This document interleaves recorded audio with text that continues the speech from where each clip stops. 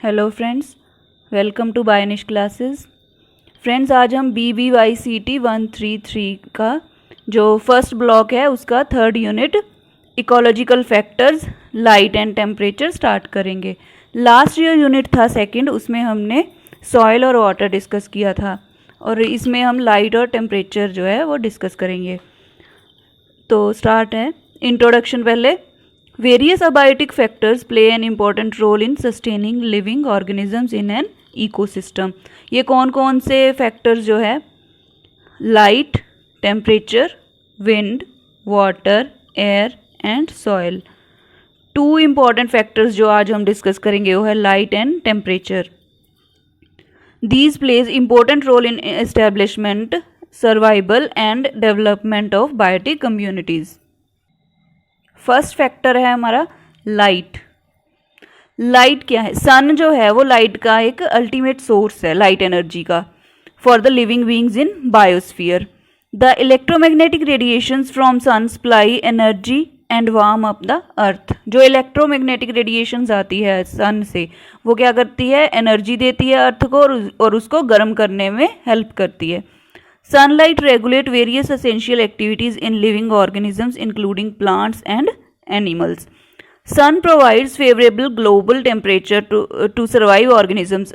Organisms को survive करने के लिए जो temperature जो है वो sun से मिलता है। तो जो photosynthesis में भी इसका great role है। Variation in light affect the distribution of biotic communities to greater extent.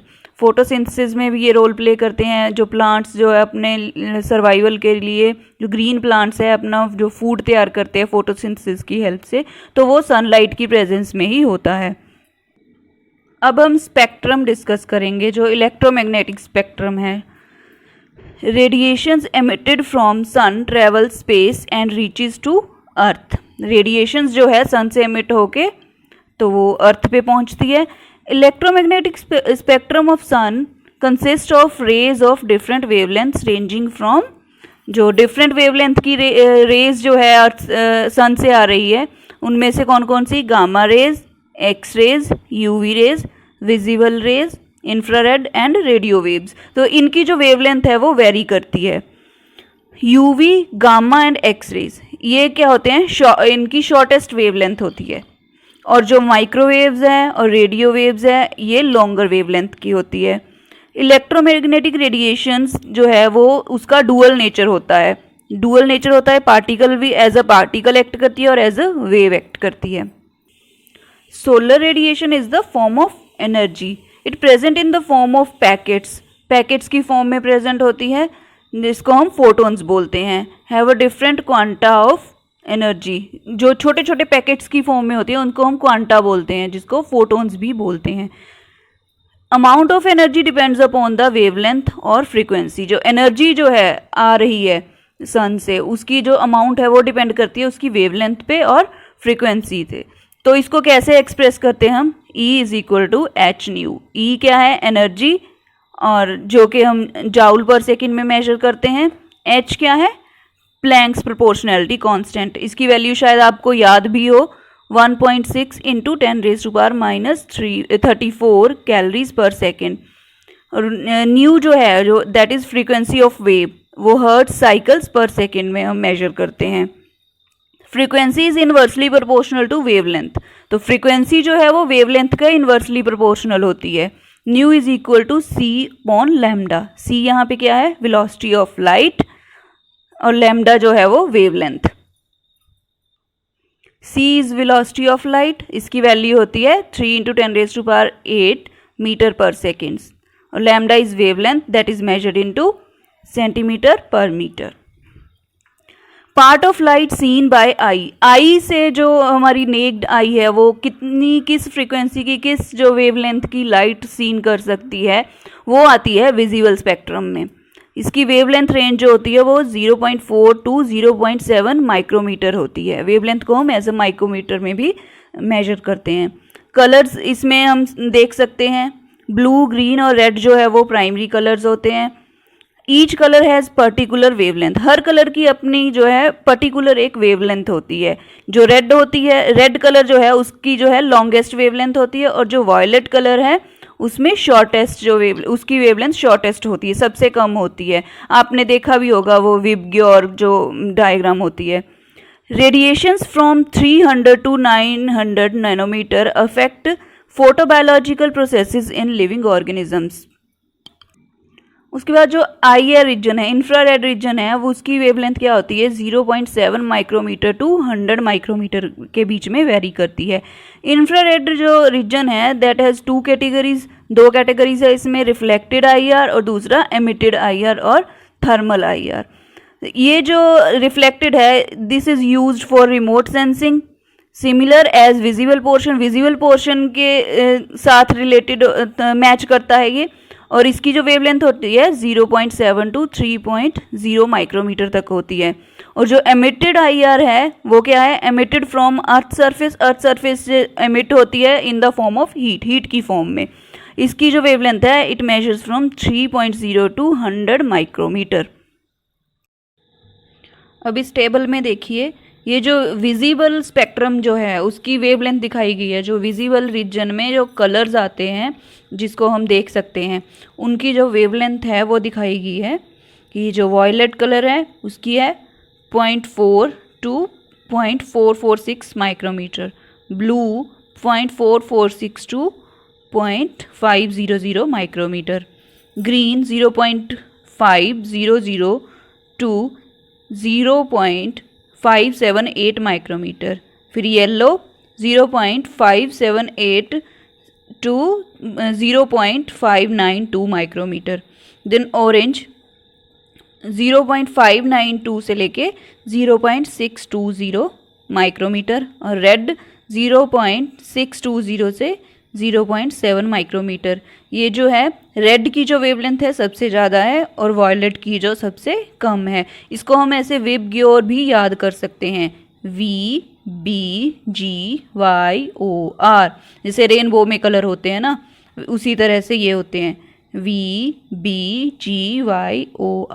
ऐसे इनको याद कर सकते हैं, वॉयलेट की सबसे कम और रेड की सबसे ज़्यादा। इस डायग्राम में ये वेव जो है वेवलेंथ दिखाई गई है रेज के अकॉर्डिंग। ये यहाँ से gamma, X rays, UV rays, infrared, microwave और radio wave.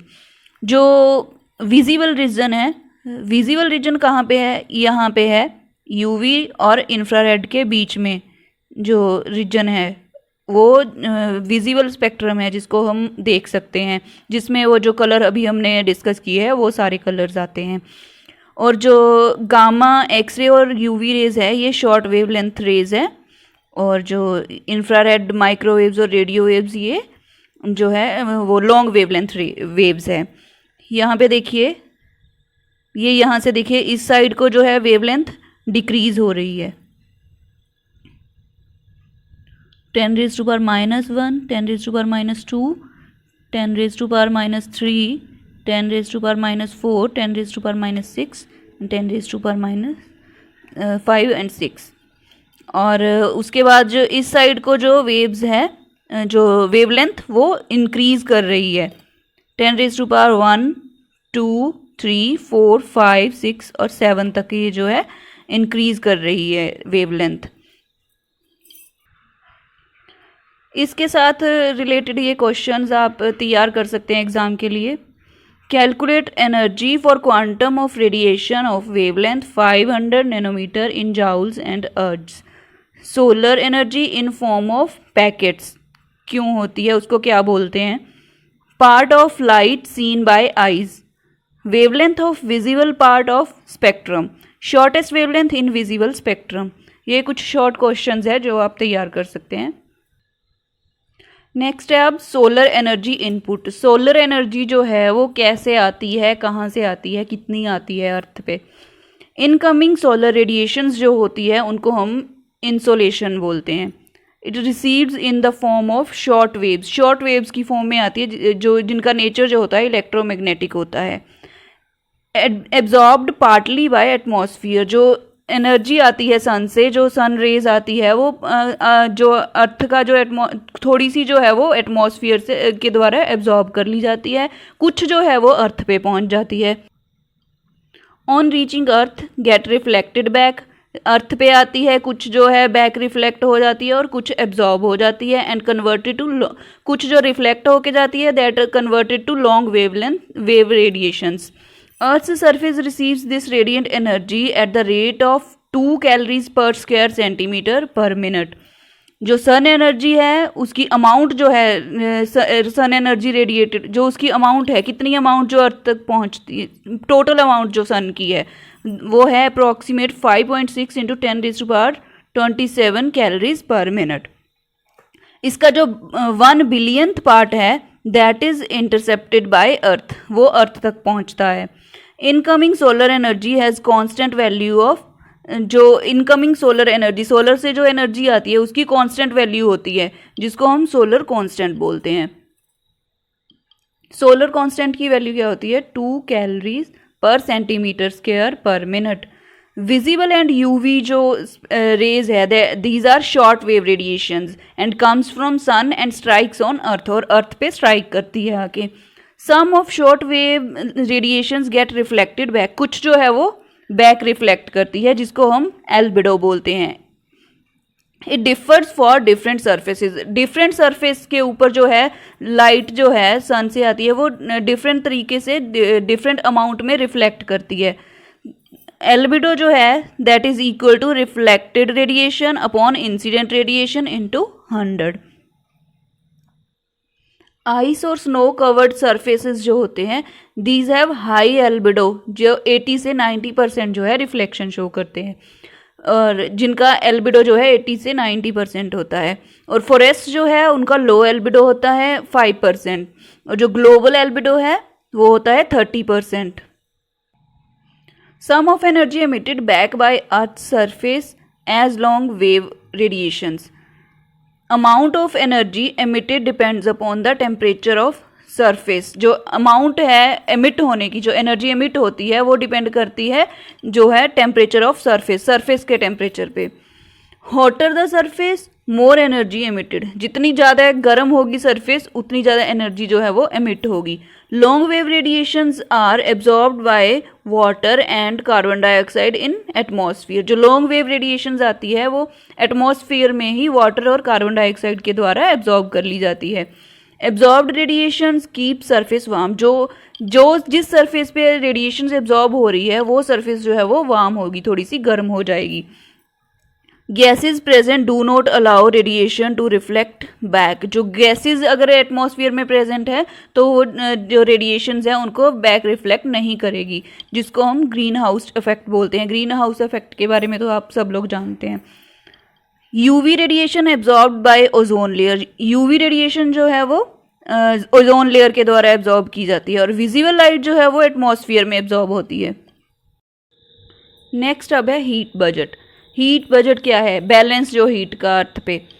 Earth receives certain amount of insolation और terrestrial radiation and reflects back some amount. कुछ जो अमाउंट है इंसोलेशन मतलब रेडिएशंस की, उसको कुछ जो है अर्थ एब्जॉर्ब करती है और कुछ को रिफ्लेक्ट करती है।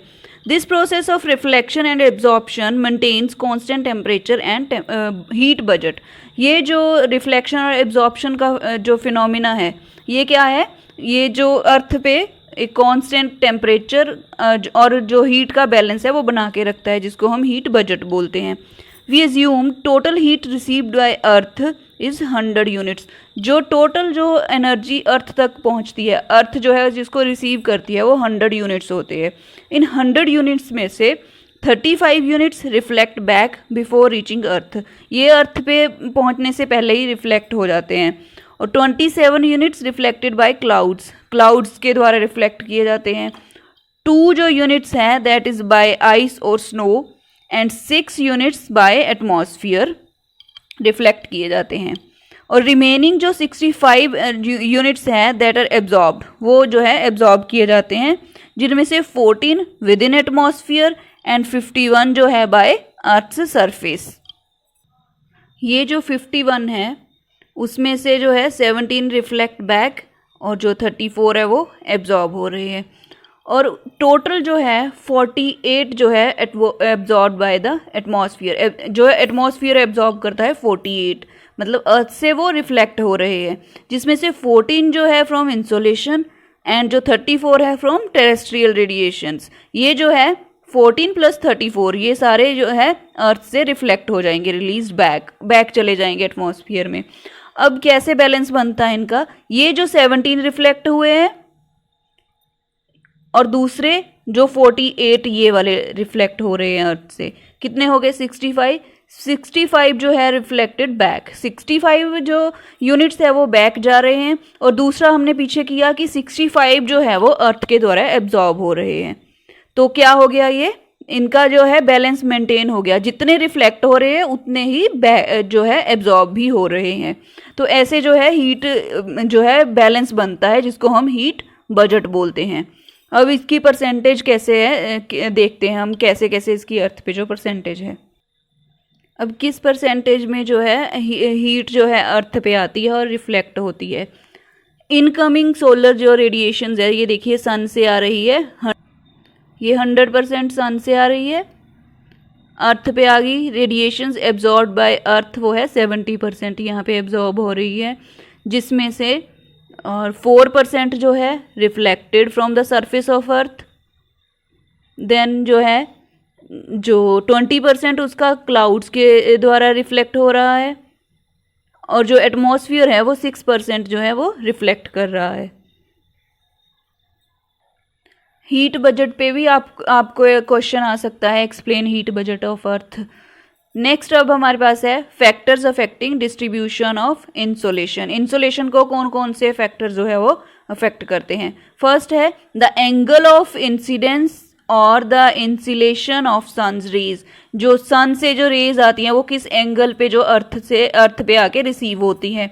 The angle of incidence determines amount of solar radiation received by earth, किस एंगल पे जो अर्थ की सरफेस है उसके ऊपर जो सन की रेज है वो स्ट्राइक करती है, वो उस अमाउंट को वो अमाउंट जो है वो इंसिडेंस एंगल से हमें पता चलती है। रिफ्लेक्टिविटी जो है that depends upon the incident angle, incident angle पे रिफ्लेक्टिविटी भी डिपेंड करती है। स्मॉलर एंगल, जितना एंगल स्मॉलर है, the sum amount of radiation received, जो रेडिएशन है वो भी जितना एंगल स्मॉल होगा उतनी रेडिएशन कम जो है वो रिसीव होगी, और जो एरिया है वो लार्ज ऑक्यूपाई होगा उसके साथ।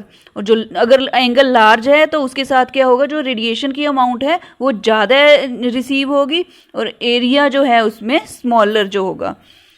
Eight 45 degree latitude the amount is 70% receive, जो लैटीट्यूड 45 डिग्री लैटीट्यूड है उस पर 75% जो है अमाउंट जो हीट की वो रिसीव होगी। और आर्कटिक और एंटार्कटिक जो पोल्स है वहाँ पे 40 to 50% जो हीट रिसीव होगी। सेकेंड फैक्टर है ड्यूरेशन ऑफ सनशाइन, सनशाइन की जो है अमाउंट, मतलब डे लेंथ जो है वो कितनी है। Amount of solar radiation depends upon the duration of sunshine at particular place, एक पर्टिकुलर प्लेस पे जो है सन की ड्यूरेशन कितनी है। At equator duration of sunshine is 12 hours through out the year, पूरे साल में जो है इक्वेटर के पास जो है वो सनशाइन होता है तो उसकी लेंथ जो है वो 12 आवर्स होता है दिन में। और जो एट विंटर सोल्स्टाइस जो है उस पे क्या होता है, जैसे कि हम अगर 22 दिसंबर की बात करें तो साउथर्न जो हेमिस्फीयर है वहाँ पे ज़्यादा सनशाइन होता है। और अगर हम जो समर सोल्स्टाइस है उसकी बात करें तो 21 जून जो है उसमें नॉर्थर्न जो है हेमिस्फीयर है उस पे जो है ज़्यादा हीट एनर्जी जो है वो रिसीव होती है। सोल्स्टाइस क्या होता है, the time when sun reaches its highest position in the sky as seen from north और साउथ पोल। साउथ पोल और नॉर्थ पोल जो है अर्थ का, उस पे से जो उस पे से जब देखते हैं हम सन को तो जो हाईएस्ट पोजीशन होती है, जो time when sun reaches at the highest position, तो उसको हम लोग सोल्स्टाइस बोलते हैं। नेक्स्ट फैक्टर है ट्रांसपेरेंसी ऑफ एटमॉस्फियर, एटमॉस्फियर की ट्रांसपेरेंसी कैसे, मतलब जो सनशाइन है किस वे में कैसे कितनी ट्रांसपेरेंट है वो जो एटमॉस्फियर है, कि वो जो सन से रेज आ रही है वो कैसे पहुंचती है। Amount of clouds, dust and water determines the rate of absorption, reflection and transmission. अब एटमॉस्फेयर में तो क्लाउड्स भी प्रेजेंट है, डस्ट भी प्रेजेंट है, वाटर के जो मॉलिक्यूल्स है वो भी प्रेजेंट होते हैं। उससे क्या देखते हैं हम कि कितना एब्जॉर्प्शन हुआ है, रिफ्लेक्शन और ट्रांसमिशन कितना कितना हो रहा है, वो उनकी प्रेजेंस पे जो डिपेंड करता है। When wavelength is more than radius of obstructing particle क्या हो गया, जो जैसे ये क्लाउड है या डस्ट है जो रोकते हैं उसको, वो हो गए ऑब्स्ट्रक्टिंग पार्टिकल्स। उस पर डिपेंड करती है जो वेवलेंथ, अगर उसकी जो है व्हेन वेवलेंथ इज मोर, अगर लाइट की वेवलेंथ मोर है than radius of obstructing particle, जैसे मान लो गैस है, अगर गैस की जो अगर रेज की जो वेवलेंथ है वो गैस से ज़्यादा है उसके रेडियस से, तो क्या होगा उसमें जो है स्कैटरिंग ज़्यादा हो जाएगी। वेवलेंथ लेस देन पार्टिकल जैसे कि डस्ट हो गया, तो उसमें क्या होगी, रिफ्लेक्शन जो है होगी। और if obstructing particle is water vapours, अगर ऑब्स्ट्रक्टिंग पार्टिकल वाटर वेपर्स है तो उस पर क्या होगा, या ओजोन लेयर है या फिर कार्बन डाइऑक्साइड मॉलिक्यूल है, तो उसमें जो है वो एब्जॉर्प्शन होगी। नेक्स्ट है लैंड सी डिफरेंशियल। अब लैंड पे कितनी अमाउंट रिसीव होती है और वो जो वाटर है सी है उसमें कितनी अमाउंट जो है वो रिसीव होती है। Temperature differs on land mass than water body. Reflection is more by land than sea, land जो है उस पर ज़्यादा रिफ्लेक्शन होगा सी से ज़्यादा, पानी से। इंसोलेशन जो है, एवरेज इंसोलेशन जो है that is more in water than land, land में जो है वो इंसोलेशन ज़्यादा होगी। स्पेसिफिक हीट वाटर में इंसोलेशन ज़्यादा होगी। स्पेसिफिक हीट ऑफ वाटर जो है that is 2.5 times higher than land, water की स्पेसिफिक हीट ज़्यादा होती है 2.5 टाइम्स लैंड से। Land cools rapidly than water, land जैसे हमें पता है कि लैंड जो है वो जल्दी ठंडा हो जाता है। स्नो कवर्ड जो है उस पे से 70 to 90% रिफ्लेक्शन होता है। प्रिवेलिंग विंड्स जो है नेक्स्ट हमारे पास, प्रिवेलिंग विंड्स जैसे हवा जो चलती है, ओशियनिक विंड्स होती है। ओशियनिक विंड्स क्या होती हैं, have moderating influence on sea and coastal areas. जो ओशियन विंड्स है उसका क्या है, मॉडरेटिंग इन्फ्लुएंस होता है, मॉडरेट करती है टेम्परेचर को सी एंड कोस्टल एरियाज में। These have cool summers and mild winters, इनमें समर्स जो है वो कूल होती है ये ओशियन विंड्स की वजह से, और जो विंटर्स है वो माइल्ड, ज़्यादा वहाँ पे सर्दी नहीं होती और गर्मी में भी वहाँ पे ठंडक होती है। इंटीरियर साइड ऑफ सी जो है that experience extreme of temperature, उस पर सबसे ज़्यादा टेम्परेचर होता है जो लोअर साइड होती है। नेक्स्ट है स्लोप। स्लोप जो है उस पर जो है slopes more expose to sun, receives more solar radiation. Slope से जो है जो वो ज़्यादा एनर्जी जो है रेडिएशन जो है वो रिसीव करती हैं। इसके हम जैसे एग्जांपल लेते हैं हिमालय रीजन जो है वहाँ पे ज़्यादा जो रेडिएशन रिसीव्स होती हैं। नेक्स्ट है ocean currents. Ocean currents influence the temperature of land areas. Warm currents अगर है तो वहाँ पे टेम्परेचर ज़्यादा होगा कोस्टल एरियाज़ में जैसे, और कोल्ड करंट्स में टेम्परेचर जो है वो लो होगा। Next is altitude. जितनी हाइट होगी, altitude has direct effect on the surface temperature. Earth being closer to the sun surface becomes warmer. जितनी अर्थ सन की सरफेस के ज़्यादा क्लोज होगी उतनी गर्मी ज़्यादा होगी।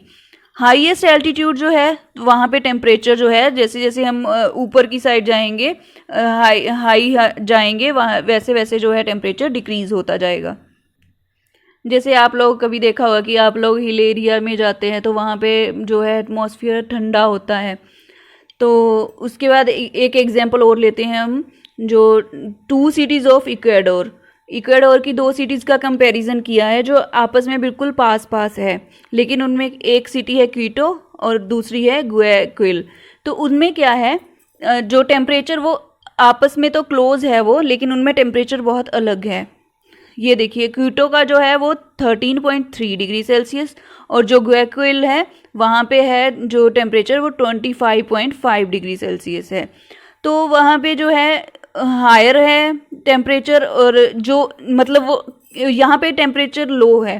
क्योंकि यहाँ पे ये जो इसकी हाइट जो है वो ज़्यादा है, एट द 28 मीटर्स जो है वो माउंटेन्स में प्रेजेंट है, और जो ये गुयाक्विल है वहाँ पे जो है 12 मीटर अबव है सी लेवल से। सी लेवल से इसका जो है ज़्यादा जो हाइट नहीं है, इसलिए वहाँ पे जो है वो थोड़ा सा गर्म होता है और ये यहाँ पे ज़्यादा जो ठंडा होता है।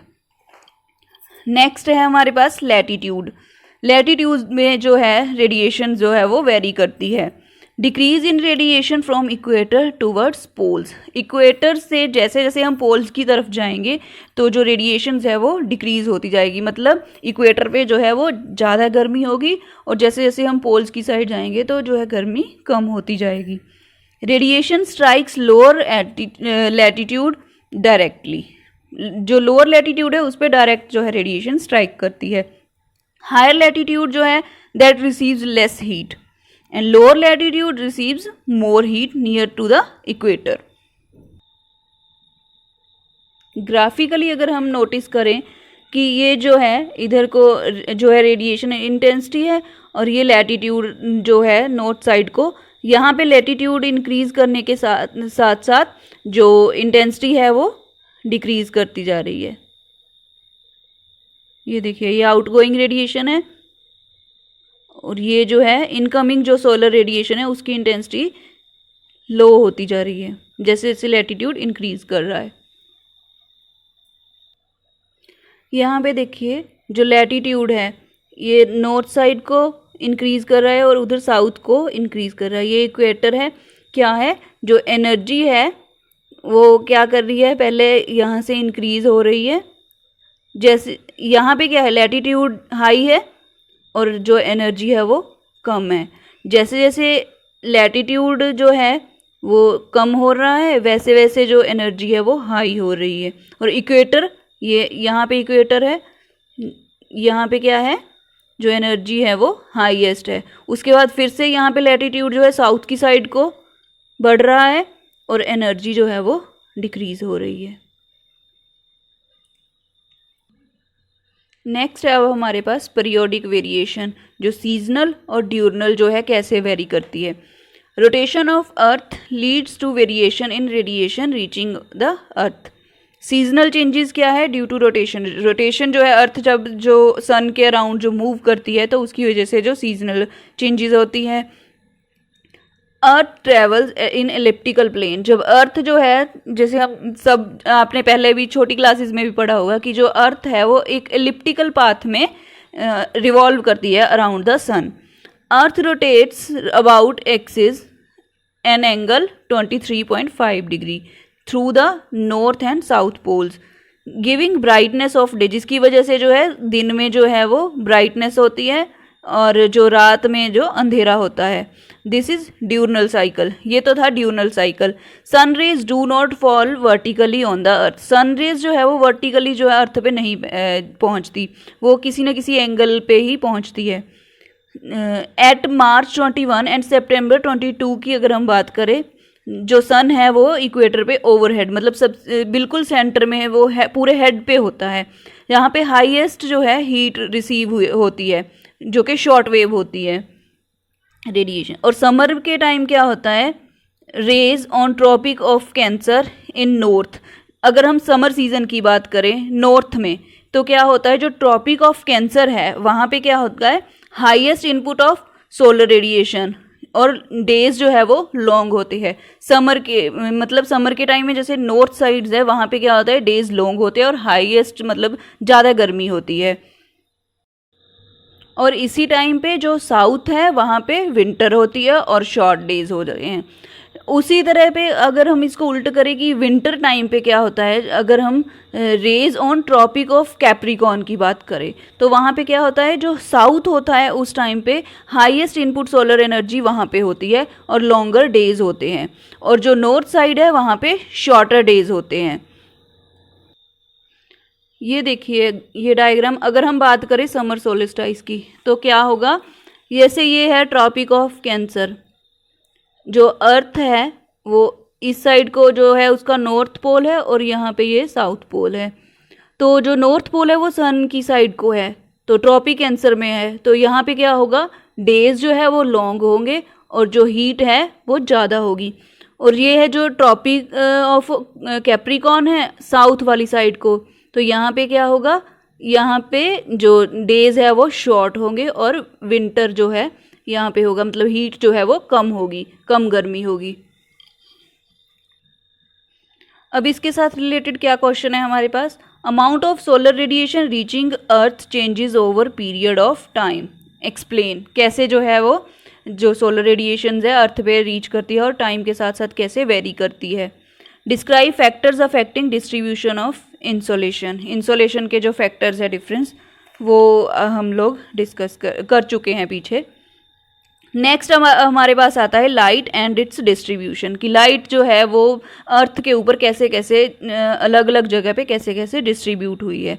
वेरिएशन ऑफ लाइट जो है that affect the global distribution of living organisms, living organism की डिस्ट्रीब्यूशन को भी अफेक्ट करती है। जैसे जैसे जो लाइट जो लिविंग ऑर्गेनिजम्स है उनकी जो प्रेजेंस है वो लाइट पे डिपेंड करती है। Light influences distribution of terrestrial species, terrestrial species पे की डिस्ट्रीब्यूशन जो है उसको भी इनफैक्ट अफेक्ट करती है। Composition of plants depends upon availability of light, जो कॉम्पोजिशन है प्लांट्स की, प्लांट्स जो की प्रेजेंस है वो भी जितनी लाइट अवेलेबल है उसके ऊपर डिपेंड करती है। Plants absorbs radiation red and blue region of spectrum.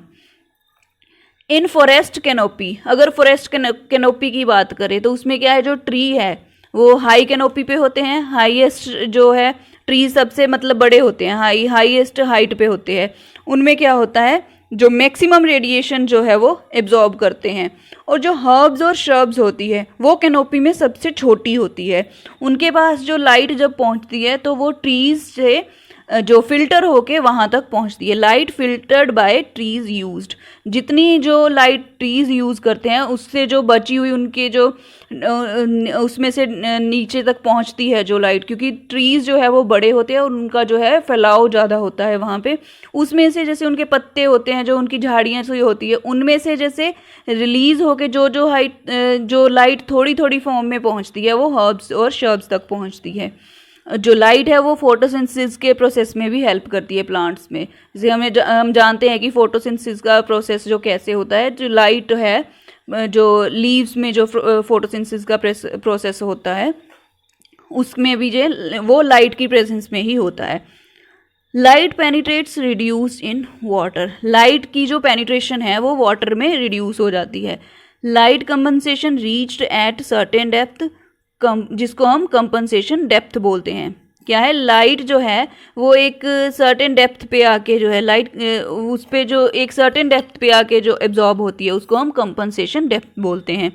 अगर हम किसी लेक की बात करें तो उसके 3 जोन्स होते हैं, कौन कौन से? अगर हम लेक की बात करेंगे तो अगर हम लेक को हम 3 जोन्स है उसमें डिवाइड कर देंगे। उसमें एक होगा लिटोरल, एक होगा प्रोफंडल और दूसरा होगा जो लिमेंटिक जो जोन है। उसमें क्या होगा, जो लिटोरल है उसमें क्या है, एरिया वेयर लाइट पेनिट्रेट्स, ये जो है ऊपर वाला एरिया होता है जहाँ पे लाइट जो है वो पेनिट्रेट करती है। एंड एक्वेटिक प्लांट्स यहाँ पे ग्रो करते हैं।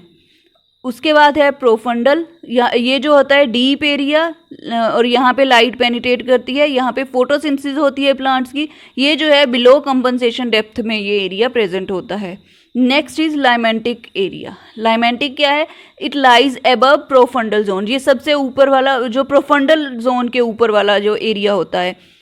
Extend outward from littoral zone, और लिटोरल जोन जो है उससे आउटवर्ड होता है, इसमें जो है वो प्लैंक्टन्स प्रेजेंट होते हैं।